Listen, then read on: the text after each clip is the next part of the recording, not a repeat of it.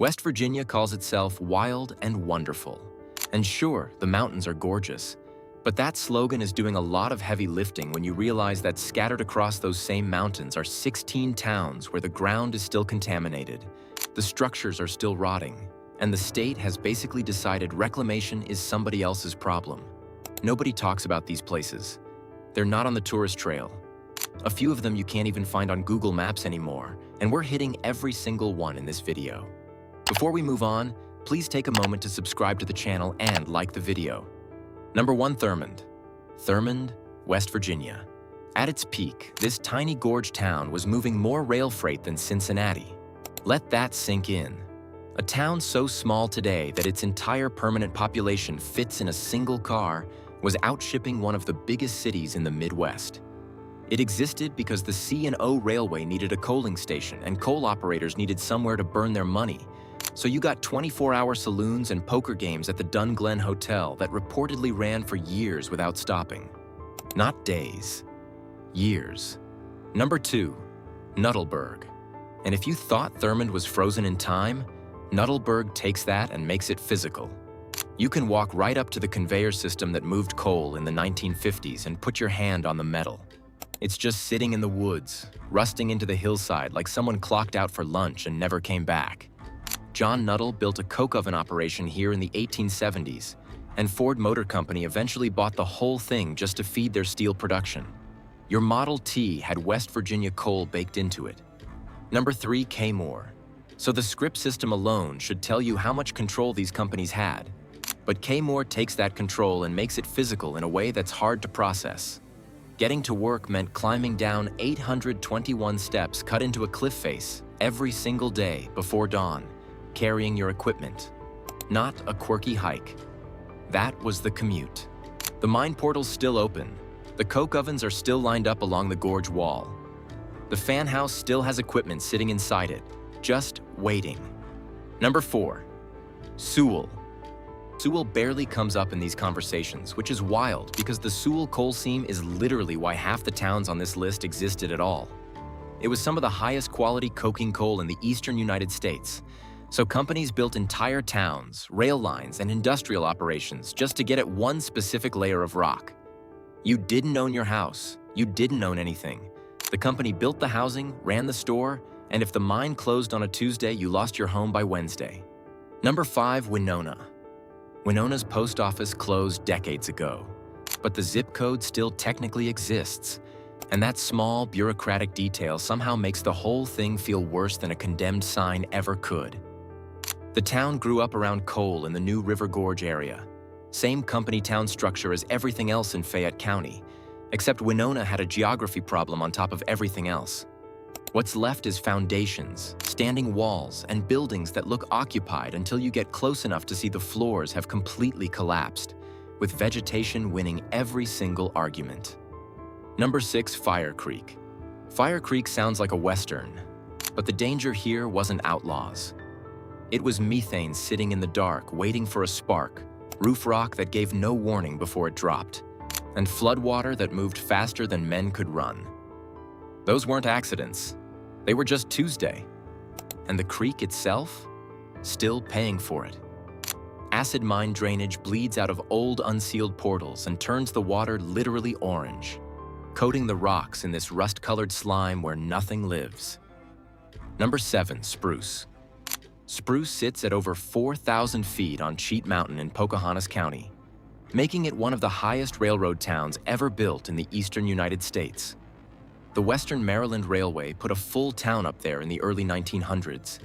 Hundreds of residents, a hotel, a school, the works, all to strip the spruce forest off the mountain. When the trees ran out, the railroad stopped running and Spruce didn't empty out gradually. It got stranded.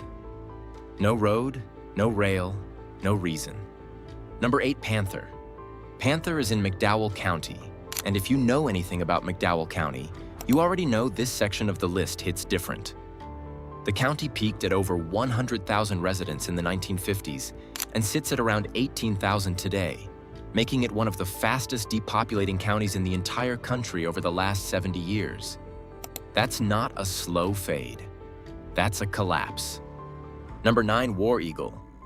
War Eagle is in McDowell County, and depending on which map you pull up, it might not even show up as a real place anymore. The community grew around coal, same company housing, same company store, same company rules as every other town in the county. But what War Eagle really shows you is how completely a place gets erased when the company decides it's done. Mine portals got sealed, sometimes properly and mostly not, and those slate dumps, massive piles of waste rock, just got left there, leaching acidic water into every nearby stream. Number 10. Beartown. Beartown sits in McDowell County, and the ground around it was literally a war zone. In 1921, around 10,000 armed coal miners marched through southern West Virginia to fight the company town system, the private mine guard armies, and the anti-union violence that had been killing people for years. The terrain where miners fought and died looks like abandoned scrubland now, with nothing marking what occurred there. And Blair Mountain itself isn't a protected battlefield. It's privately owned. The coal underneath it's still considered worth digging out. Number 11, Mohawk. Mohawk still shows up on county maps, but pull up satellite view and you're mostly looking at decay and tree cover where a working town used to be. Property values collapsed so completely that fixing a house makes zero financial sense. You can't sell it, you can't borrow against it, and the repair bill exceeds anything you'd ever get back. So the houses just rot next to the houses where people still actually live.